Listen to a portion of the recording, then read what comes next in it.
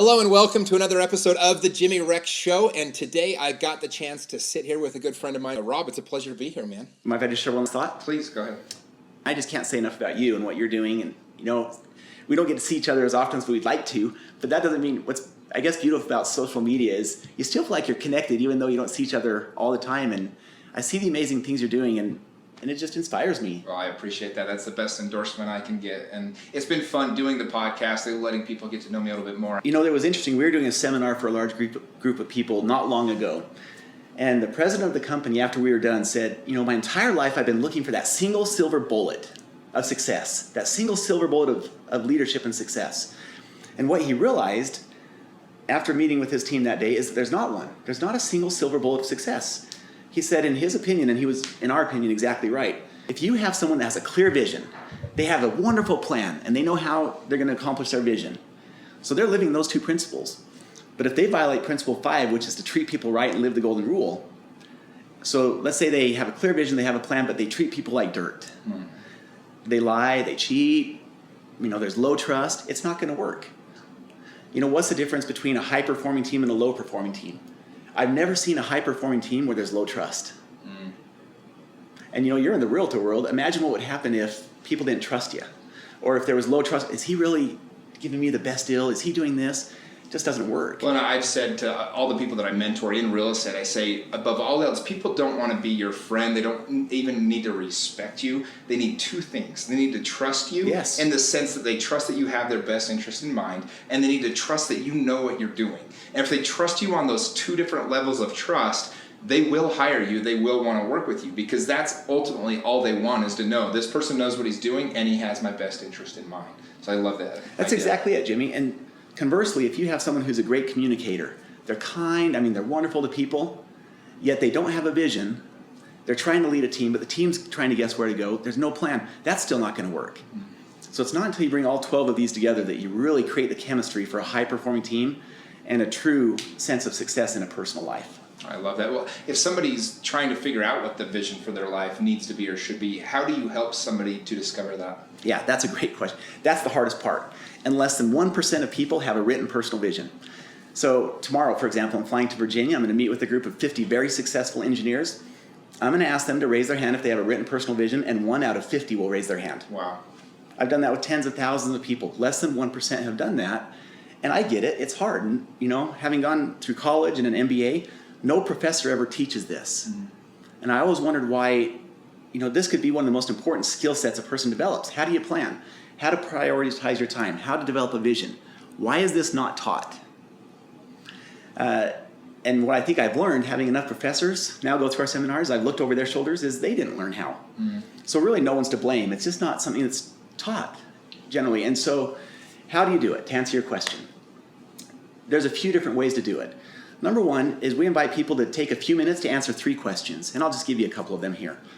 Number one is, in 50 years from now, how do you hope other people would look back and describe you? Oh, that's great. And I like to ask people, at the end of your career, how would you want your kids to talk about you? Yes, that's the same principle, right? Same idea. It's really, you're kind of, as Stephen Covey would say, begin with the end in mind. Right. You're looking towards the end and saying, how would you like to be described at the end? Another question to think about is, over the course of the next 10 and 20 years, what are some things that would really get you excited, that would give you meaning, that would really give you an internal drive? What is that? Another question is, think of a mentor or someone in your life who's had a really strong impact in your life. And what is it about them that made them so special to you?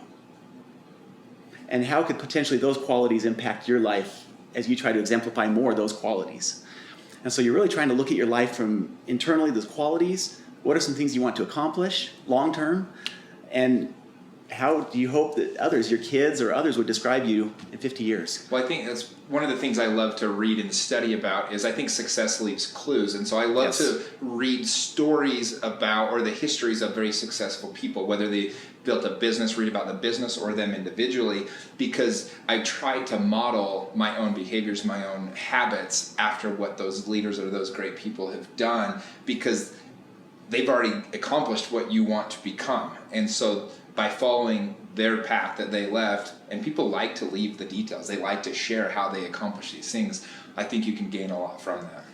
Yeah, absolutely. And That's perfect. So those are the kind of questions that a person could start thinking about to get the juices flowing. Okay. The next part is we invite people to think about their different roles in life. And I've never heard anyone else do it this way. And it's taken a lot of time, energy, and money and practice to figure out how to best help someone develop a vision. So look at the different roles in life. So, realtor, brother, son, and then the most important role is personal, self. Heart, mind, body, soul. We've got to take care of ourselves. And then what is your vision, the very best description that you could imagine and come up with for you in each of those roles? And that's the beginning of developing a vision by roles. And so you start to say, as a son, or as a brother, or as a husband, or as a father, or personally, or as a realtor, what is the very best version?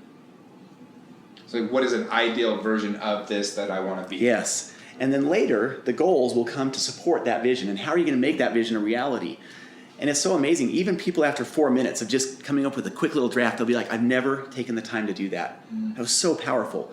Because we're so transactional in our day-to-day business that oftentimes we don't step back to think about that. Yeah, I heard somewhere that people will spend more time planning their wedding or their honeymoon than their lives or their marriage, right? It's kind of that principle. Like, you'll spend all this time to plan a wedding, but no time planning a life, what you actually want your life to look like. Yes. And there's this old adage that says, you'll either lead a life by design or live a life by default. Mm-hmm. And so having a personal vision is the beginning of leading a life by design. It's like an F-16. If I was going to take off in an F-16 and we don't have a destination in mind, where are we going to end up? Who knows? Right. And it's kind of like life. If we don't have a destination articulated and written, I believe writing is important. Where are we going to end up? And so it's leading a life by design rather than living a life by default and planting that seed that we want to become our legacy. Gotcha. So speaking of fighter pilot F-16s, I want to back up now a little bit into your story, how you got into the military, because you have a very fascinating, you worked on the crew for Air Force One for a couple of years under the Obama administration, and you were able to fly F-16s for, a decade. Mm-hmm. You also were one of the, I believe one of the trainers for the new pilots coming in and things like that. So give us a little brief history of your experience in the military. Today's actually the anniversary of D-Day. Obviously, this will be getting released later, but I just finished that book. I have such an appreciation for the military and what they went through and what they do. And as you study the history of the world since the United States was formed, if you really study the importance of the role of the military in the formation of the world and how things have come about, I think you get a real great sense of pride for what the U.S. is and what they've done. And so I always love hearing, it's one of those things that looking back in another life, I would have gone that route, right? But I didn't. But tell us a little bit how you got into that and how that helped shape who you are today. That is a great question. Do you mind if I give you the 3 or 4 minute version? Please. This takes a couple of minutes. No, you're good. We got time. And it's ironic that we just got done talking about that principle, because it's that principle that was the seed. And so let me back up into high school. I was 16. It was a tough time in my life. I had a lot of energy. I couldn't sit in the classroom for 7 or 8 hours, however long it was. So it just was not for my personality to be cooped up like that in the classroom. And I had teachers that told me, I remember specifically one said, Rob, you have all this energy and you can't focus, and because of that, you're never going to amount to anything. I'm like, oh my lands, if a teacher told my son or daughter that, I'd be all over that. Yeah. But I had another teacher who said, Rob, you have all this energy. If you can just focus it, you're going to go on and do amazing things. And so it's interesting, we hear those different words, who are we going to choose to believe? And so it was a tough time in my life. Well, let me give you kind of the backstory of what happened at the same point in time. My dad saw me kind of going through this, and I mentioned earlier, my dad was exploring what makes great leaders great. He paid me $50 to read a book that most of us would be familiar with, How to Win Friends and Influence People. Yeah, everyone should read it. And it was interesting that I was reading that book when what I'm about to share happened. So all of this culminated at the same time. So I also had wrestled for the first time the year prior. And during the summer, while everyone else had taken a break from wrestling, I went and found a mentor who happened to go to church with my dad. He was an NCAA number 2 ranked wrestler at BYU at the time. Scott Eastman was his name. And he coached me and mentored me throughout the summer in wrestling. And when the fall came around, I wrestled who was previously one of the top wrestlers on the team from the year prior and pinned him in less than a minute. And all of a sudden the coaches started talking about, Rob, you're going to be a state champion. Man, you're incredible. What's happened? And something interesting happened. It got into my mind, and this weird reasoning started taking over. Now remember, I'm 16, so you don't have full functioning capabilities at this point in the mind. But this weird line of thinking came into my mind, and it was, I could keep doing this and maybe be a state champion, or I could keep doing this and lose and not be a state champion for sure, or I could quit. And forever, the rest of my life, I could say I could have been a state champion. Weirdest line of thinking. But I ended up quitting. And I didn't wrestle. And the coaches would come pull me out of class, and they're like, get your fanny back in there. And somehow I'd made up my mind that I wasn't going to wrestle anymore. And now I look back on that, Jimmy, and it was one of the top 3 experiences that I could go back and just kick myself for. And how come you decided not to wrestle? That fear of failure. Oh, wow. I was afraid that I might not succeed and let everyone down, because suddenly all these expectations came piling on my shoulders. You're going to be a state champion. What if I let them down? What if I'm not? And it was that fear of failure that caused me to quit. And from that experience, thank heavens I had a dad there who could mentor me. From that experience came this resolution that I would never quit again. And so our motto became, when Shallenberger start, we finish. And that was the lesson learned from that experience. Now, fast forward just a few months later, we were sitting in this event called the Stadium of Fire. Now, anyone who's in Utah knows what the Stadium of Fire is. For those outside the state of Utah, there's 55,000 people that gather into the stands. We celebrate the 4th of July. It's an incredible event.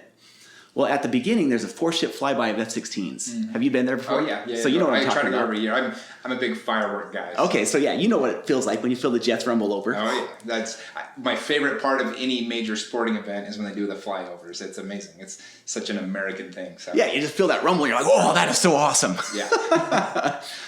And that's what happened that day. And so my brother looked at each other and said, someday we're going to fly those jets over this stadium. And my grandpa had a plane on his farm, and so we had some flying experience. My dad had flown. We had a little flying experience. And that's where the seed was planted. Now, I didn't know that it was going to be called a vision at that point, but that really was the beginning of a vision. And here was this wayward kid, had all this energy going all over the place. Not anymore. At this point, Jimmy, everything shifted. And there was a laser focus in this now 16-year-old turning 17 that totally transformed. I said, okay, I've got to go to college. I've got to get my act together, get back in school, get the grades up. I'm going to be competing with cadets all over the nation. And that's what happened. So I put together the plan, all this stuff that we're talking about. Went to University of North Dakota for a semester, got my pilot's license at 17, went on a 2-year mission, came back, had a 3.95 GPA through college, competed, went to pilot training, and all of this was tough. But now I had the resolute affirmation to me that when Shallenberger start, we finish. And so nothing was going to deter me from that vision at that point. And so fortunately, went to Utah State through the ROTC program, got a scholarship, went on to get a pilot slot, went to Oklahoma in pilot training, which is a tough but amazingly fun year. I'll never forget the first time taking off without an instructor next to me. You push the throttles up, you feel the rumble, Yeah, the jet intense. come alive, and I look over, I'm like, there's no instructor in here. I'm alone. And I remember pulling the gear up saying, there's no one that's going to save me if I screw up at this point. Yeah. It was incredible. And then I remember getting the assignment to fly the F-16 after a year of pilot training and going out to Luke Air Force Base in Phoenix, Arizona, and having some amazing people around. I mean, you talk about this fighter pilot community. These are incredible people. Mm-hmm. Very smart, very accomplished. Somehow I slipped through the cracks. But they're just amazing. And so you fly 6 flights or so in the F-16, and then you go solo. Mm. And I'll never forget the first time, it's one thing to do that in a small airplane in pilot training, but when you're in an F-16 and you light the afterburner for the first time and you're alone in the jet, and you look out and you have a missile on both wings, and you're at 300 knots by the end of the runway, it's just an incredible feeling. And I said, that's it. And just to finish this, long answer to your question, 15 years later, both my brother and I became fighter pilots, and we made an application to the Pentagon to do the flyby for the Stadium of Fire. Okay. And so in 2007, with Senator Hatch doing a presentation on the big screen, both my brother and I did the flyby for the Stadium of Fire. And I remember, I'm crying in the cockpit as we're flying over, and I'm like, man, get your act together. You got to fly the jet. But how cool, though, that you had that vision for so long, and you made that happen. You brought the whole thing to reality. I don't know if you've ever seen the movie Gattaca. I haven't. It's an older movie. It's in the 90s, but he wants to go to space, and it's all about the future, and they have like natural born babies versus like the genetically superior engineered ones. And anyway, the whole mission of his life is to go into outer space as part of that crew. And so it's kind of a similar, like he gives everything and he accomplishes it, right? And so What a cool experience. I mean, for those that aren't familiar with knots and all that, how fast are you going in an F-16 when you're flying those fighter jets? It totally depends. The fastest I've ever gone is Mach 1.44, which is 1.44 times the speed of sound. Wow. And it's actually kind of funny. We were over the Gulf of Mexico, and we were refueling off of a KC-135. So you go up and you get your gas, you plug into the back of the jet. And we were up there, and there's a Learjet that drags this banner about 100 yards behind him. And you pull up behind it, and with the gun, you shoot the banner. Now, I would never want to be the pilot flying the Learjet. I'm like, what if this guy misses? But an F-15 in front of us, his bullet somehow streamed ahead and shot the banner off the Learjet. Oh, no. So he hit the cable, and it snapped the cable. So we had nothing to do. So we're like, well, let's go up to 50,000 feet and just see what we can do. So we were accelerating Mach 1.3, Mach 1.4. And my wingman said, hey, my jet's starting to shake. So we called it good at Mach 1.44, and that's the fastest I've ever been, which is about, between 1,300 to 1,500 miles an hour. Wow. At that point, I mean, describe the feeling of your body when you're going that fast. It's funny because really the speed doesn't impact the body.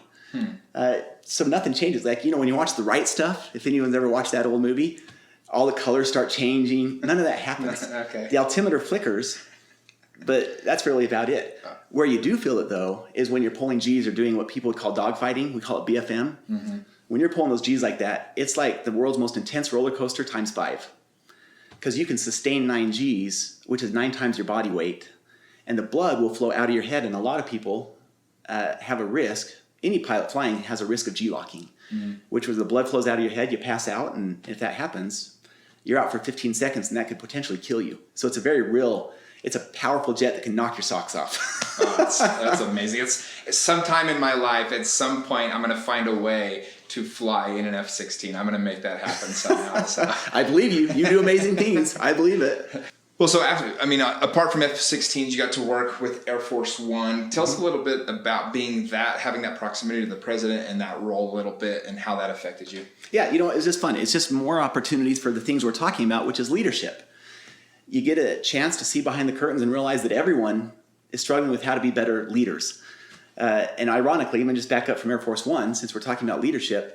I'm going to go out and meet with Harvey Mackay next week. And I don't know if you're familiar with Harvey Mackay's name. He wrote The Millionaire Next Door and some other books. Mm-hmm. And just talking with their CEO yesterday, he said, one of the hardest things for Harvey to teach is leadership. It's because it's not an easy thing. There's so much involved in it. And yet, he said 68% of our audience right now wants leadership as their number one focus. They want content on leadership. So being around Air Force One puts you around the most influential people in the world when you're talking about leadership. And they don't have it figured out. They're still trying to say, if we do this, what happens? If we do this, what happens? And you get a chance to glimpse behind the curtain and see that, clearly what we all know to be true, but you see it, that they don't have all the answers. And so it was fascinating. We'd go to dinner with the White House staff. We'd work with foreign embassies and the Secret Service. And our job was to get Air Force One in and out without having a Fox News or CNN moment, as we would call it. No news is good news. That was the deal. And some incredible experiences there. So we'd walk into Air Force One. We'd bring Air Force One in. The president would get off. He'd jump in his helicopter. As a backup to the helicopter, there's a 50-car motorcade ready. It's an incredible logistical operation. We shut down LAX for 5 minutes, and that was like an act of Congress to shut that thing down for 5 minutes. We went to Seoul, South Korea, and it's a big, big operation. Yeah.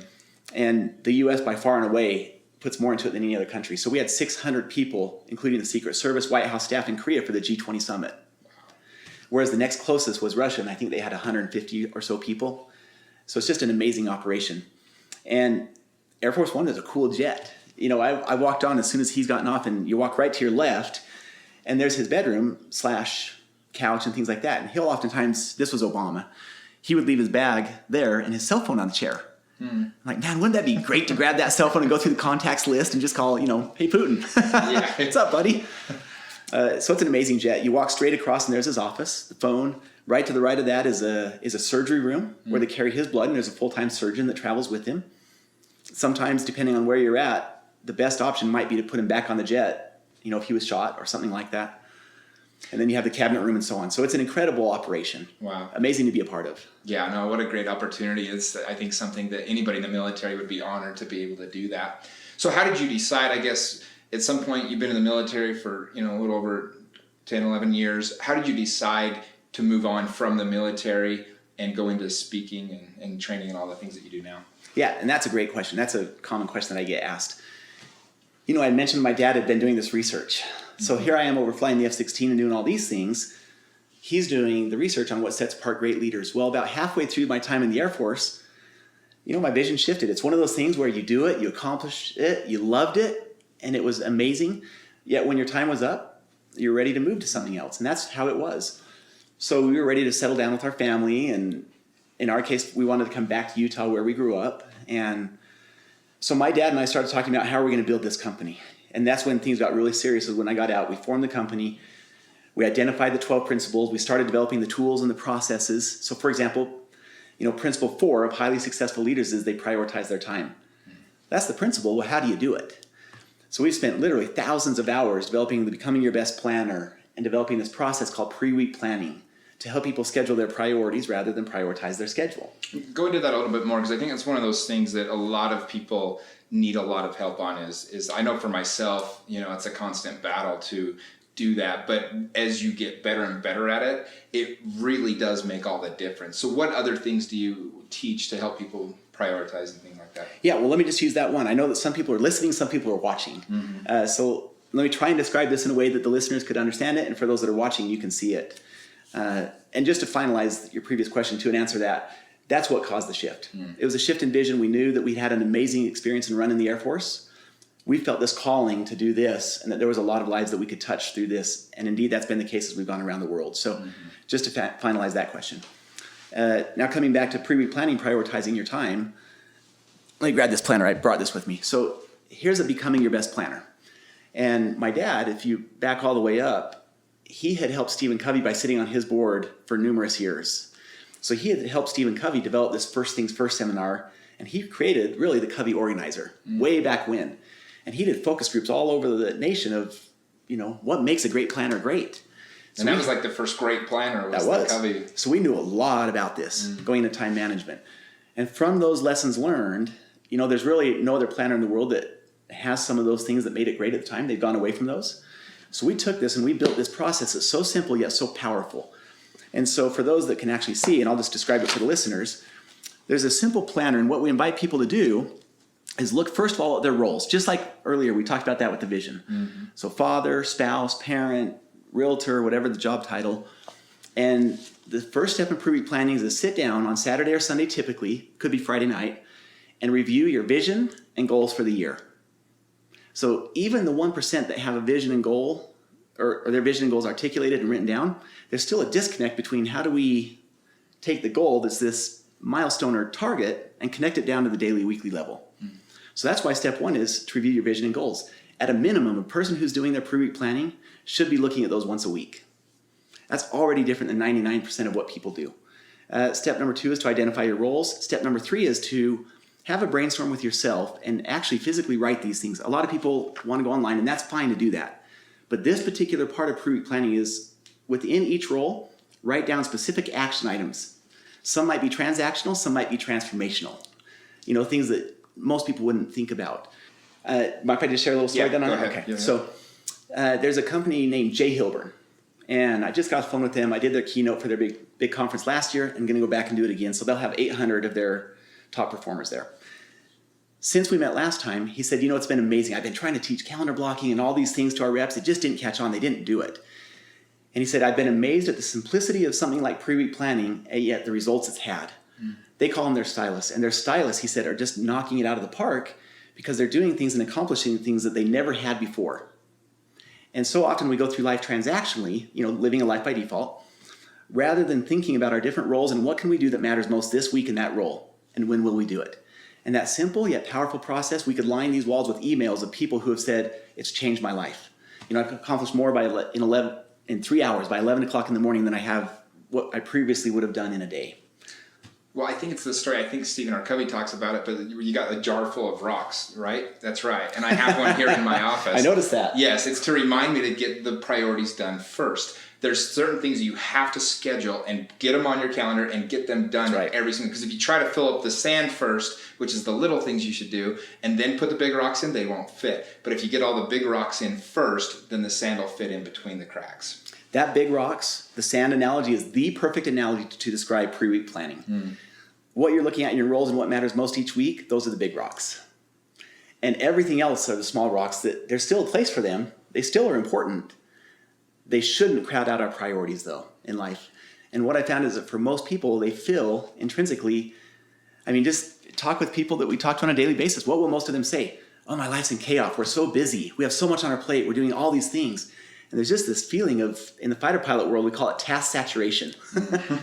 There's almost just this feeling of task saturation in life. And this is a powerful process to help us step back and say, really, truly, what matters most in each of our roles? When will we do it? And it's amazing what we can accomplish when we do something that is so seemingly simple. That's such a powerful principle. I can see how you said it. I love you said that you could line the walls with the emails, how it's changed people's life, because it really is. I think a lot of people make the mistake of just kind of letting the day come to them, right? If somebody emails them and needs something, they do it. If they get a call and somebody asks for something, they do it. What changed my life, and Dave Crenshaw is a mentor of mine, and he taught me a principle of basically setting aside those times that I get back to people, and I dictate when I'm going to do that, as opposed to always being on call. Reactive mode. Reactive is the correct word, right? So working with so many leaders that you have, what are one or two or three things that you see in the best leaders, the great leaders? What are they doing that maybe other people are not? Well, the 12 principles. Sure. So let's just, who's your mentor for a leader? Let's start with that. Well, let me back up. I'm very reticent to ever try and toot our own horn. Okay. And it's maybe even to a fault. I've met a lot of people that say, man, you guys need to talk more about these people that you've met with, because this is a big deal. We've had the chance to coach the president of the Dallas Cowboys, their COO. Jerry Jones Jr. said, will you train my senior team? And their COO just recently wrote and said, the year we focused on these 12 principles helped us have our best year ever financially. We met with the president of Rwanda and coached him, and teams around the world. And to your point, when you get a chance to glimpse behind the curtain like that, you really do see what we talked about earlier with Air Force One. These are normal people in a position that just happens to be very public, and they're trying to figure things out. Mm-hmm. And their struggles really aren't different than most people's struggles. Just like with the president of Rwanda, the Dallas Cowboys, all of these people, they just happen to be normal people in a very public arena where they're seen. Oftentimes they do have a lot more money, but that doesn't necessarily mean they're not struggling with the same things. And that's one thing that I've really learned, is that people's struggles are people's struggles. They have relationship things they're working out. They have personal things where they feel disconnected with their current reality. And so that's one of the things that's been an interesting observation, is that people are people. And these same 12 principles that we're talking about will apply equally to someone who has $200 million and is running a country, to someone who is just trying to figure out how to get by and start out their life and maybe 18 years old. So 2 or 3 of the things that have really set apart great leaders is, let's just get specific. Really the answer is the 12 principles. There's where the 40 years of research is. And by the way, we're going to attach links to your book and everything else. You have the Becoming Your Best book, but then you also have a new book that just came out about transforming your life. And we'll attach all these to the show page so people can read it. But so the 12 principles. The 12 principles, focusing on those, we invite teams to focus on one a week, because it really is each of those that creates excellence. If you take out just 1 or 2, you tend to fall short. But let me just grab 3 areas of the 12 principles that I could answer your question with. One of the principles is apply the power of knowledge. And you said this, I've heard you say it, is that successful leaders are readers. Mm-hmm. And we have mentors. And these are all parts of getting the right knowledge. And the people who don't have a thirst for knowledge, who aren't reading, oftentimes are the ones that find themselves in a rut. I think most of us have been there at some point. And it's amazing how quickly you can get out of that rut when we start to activate the mind. Mm. And so that's one of them, is that we surround ourselves with great people who inspire us, who can teach us, who can paint a different picture and open up our mind to possibilities, and who want to see us succeed. And then reading books is kind of doing the same thing, and listening to podcasts. That's all tied together. Yeah. Maybe the podcast is a mentor who we're not physically with, but we're having a conversation with them on the radio or the podcast. Yeah. So that would be one of them. Number 2. Well, and the thing I love about both podcasts and reading is you basically get to hijack somebody's mind for an hour or yes. a couple hours, right? Like, you get to dig into all the things that their success principles. Jimmy, and what's made you successful, there's so many things that your listeners get to hear from you, and it's like having a one-on-one conversation with you, even though they're not necessarily there in person. So those things, podcast, reading, and then successfully having those conversations when possible in person, big deal. Number 2 is treating people right, regardless of who the person is. And that actually is principle number 5 of the 12 principles, which is live the golden rule, treat people right. In business, we would say create a world-class customer experience. Maya Angelou said, and sometimes it's good to use quotes, and I particularly love this one from her. She said, people won't remember what you said or what you did. What they'll remember is how you made them feel. How you made them feel. And my good friend Randy Garn said something too. He said one of his secrets that he learned early on was just treat everyone kindly. Treat everyone like, they're the person that you want to do business with, regardless of who they are, because you never know if they're connected to X person, whoever that is. Well, I can't tell you how many times I've ran across, like maybe I took a young woman on a date or something, right? And it didn't necessarily go that well. We just, for whatever reason, we didn't click, but I treated her right. And I treated her with respect. And then later on, I end up finding out she works for a guy that maybe has a lot of influence over my own career, or her dad is like friends with a guy that I'm friends with. And I can't tell you how many times that's happened.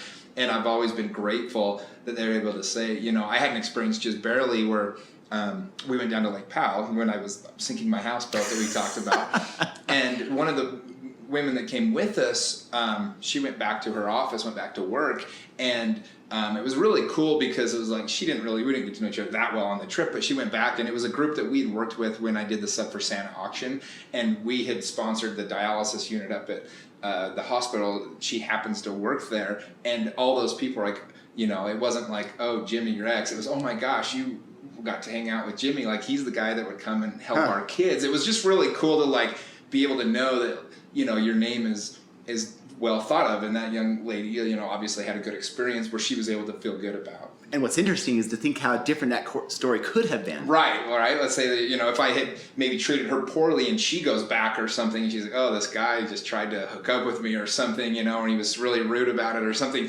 And then they're like, oh no, we had such a high opinion of him, So I always am very cognizant of, treating people right and remembering and just not letting your name ever have the risk of being run through the mud.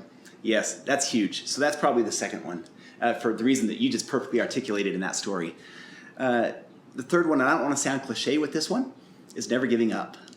It goes back to the wrestling story. That lesson learned, although one of my greatest regrets in life was not wrestling, taught me one of my greatest lessons in life. I wish I could have learned it a different way. Let me just give you one example. I was with a sales team in Orlando, spending 4 hours with them, helping them develop vision and goals for the year and all of these things, these principles that we've been talking about. At the end, this lady who was about 60 years old just came up and said, Rob, thank you so much for this experience this morning. And she was crying, and she gave me a hug. And she's like, this was a totally life-changing experience. And I said, well, that's kind of a bold statement. Why would you say that? And she said, 6 months ago, I lost my husband. And she said, at this point in my life, he was my anchor. He was my kind of everything. And she said, I feel like I've just lost everything. And I'd lost hope. And once a person loses hope, it's hard. Because it ties back to the vision. Yeah, there's nothing losing to hope live for, then means you've lost sight of your vision. Mm-hmm. And that's why these principles coming together become so powerful.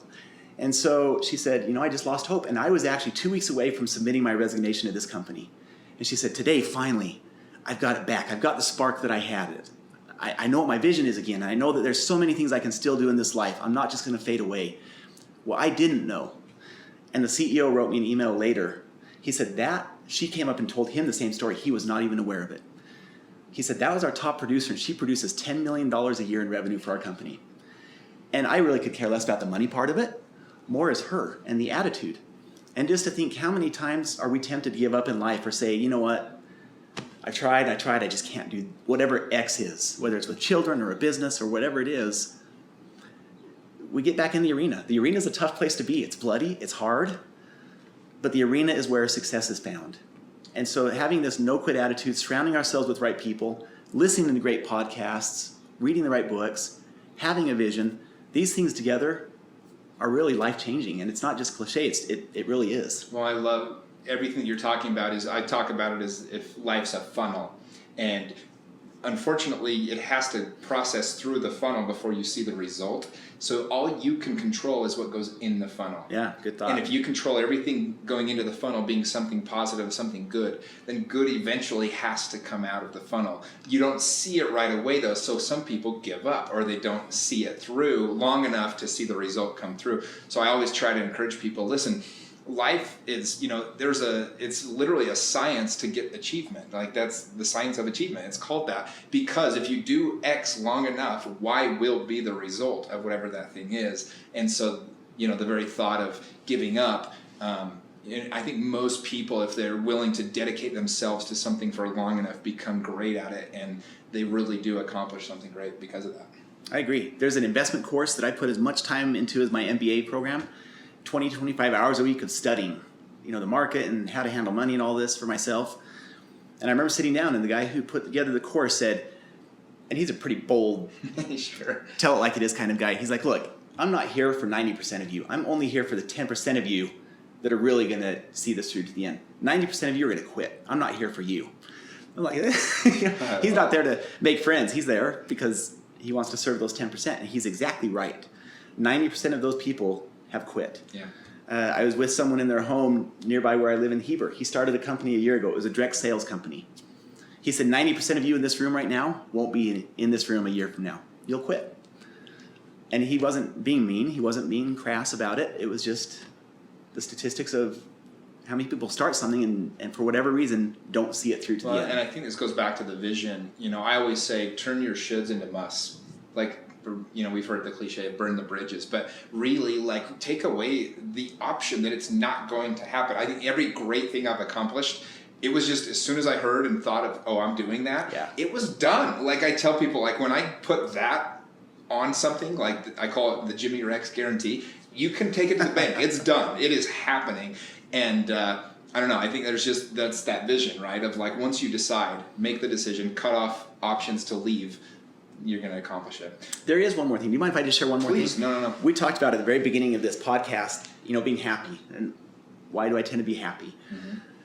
Because we have this choice in life, and it's my opinion now, actually it's backed by a lot of research, that if we will focus on the positive, if we can shift it to the vision rather than focus on the problem, we tend to be so much happier. And, we have self-affirmations or positive self-talk. In the end, our thoughts determine our results. Mm-hmm. And on average, 70% of our thoughts as adults tend to be negative. And when we think negative thoughts, it releases cortisol into our system. Cortisol increases stress. It makes us more prone to depression and more prone to illness. When we're happy, when we say positive things, even if maybe the full weight or truth of it's not quite there, say it or fake it till you make it, whatever. When we're saying positive things and thinking positive thoughts, it releases endorphins. Mm. In turn, we really do start to feel better. And so there's something to be said about, longevity and living a longer life. One of the recent studies is we have this hippocampus, and after 50 years old, it starts to shrink. Certain things grow the hippocampus. The right diet, exercise, positive thinking versus negative thinking. Chronic complainers literally have their hippocampus shrink at a faster rate. Mm. And so focusing on the positive will literally help us live a longer, better life, and we only have one shot at it. So why not be happy and try and do our best and make the best of whatever situation we're in. I love that. And that's exactly how we started, is you're such a happy person all the time. And I think that you've learned to see in your own life how that benefits you, both in business, in life, in longevity, and all those different things. And so I guess it really is just a pleasure to be able to suck in some of that energy, be around you. And I can't wait to share this with our audience. And I'm going to also get a calendar of when your next event locally is going to be here and definitely send out an invite, because I think anybody would benefit from going to that. And especially with leadership is so different than so many of the other things that we study, and it really is a formula. And with your 12 steps, I think anybody that feels like, hey, why are people not listening to me? Why is my life not going the way I want? Why are people not following this great thing that I think I have? I think learning those leadership principles will help everybody. So that's fabulous, and thanks for doing that, Jimmy. And if you don't mind, I had Jimmy on our podcast this morning, and since this is a podcast where listeners are actual listeners, huge compliment to your listeners, because it says a lot about a listener if they're willing to invest their time to listen to a podcast. That's a good glimpse into someone's character and personality. And, you know, one more maybe to add to your podcast, if you don't mind, is the Becoming Your Best podcast. So on a drive home, listen to Jimmy's on the way to work, and listen to Becoming Your Best podcast on the way home from work. Yeah, that's right. And I'll actually release that podcast on my podcast, so people can easily find your podcast, the Becoming Your Best podcast. You guys have over 100 episodes now and interview amazing people, and anybody would benefit from it. So. Well, and truly, Jimmy, just again to say thank you, because you're blessing a lot of people's lives. You know, in the realtor world, there's no one that I would put my confidence in more than I would you. The Jimmy Rex guarantee, I would take that to the bank because of who you are. I 100% would know that would be the case. And might I just share one last thought? Please, go ahead. One of the most important things in a service company is, number one, are a person's needs met? Mm-hmm. Number two is, what was the experience like during the process? So whether it's a doctor, you know, a realtor, were you able to help the person get into the house of their dreams? Were you able to help someone sell their house? And then number two, what was the experience like for them? And you are able to deliver a home run experience in both of those. And in a heartbeat, I would trust you with my family, my friends, and anybody, just because of who you are by nature. Well, I appreciate that. That's the best endorsement I can get. And it's been fun doing the podcast. Letting people get to know me a little bit more. I have seen more referrals coming in, and so that's always appreciated from you, my audience. But, well, thanks again, man. I appreciate All right, thanks, you. buddy. Thanks so much.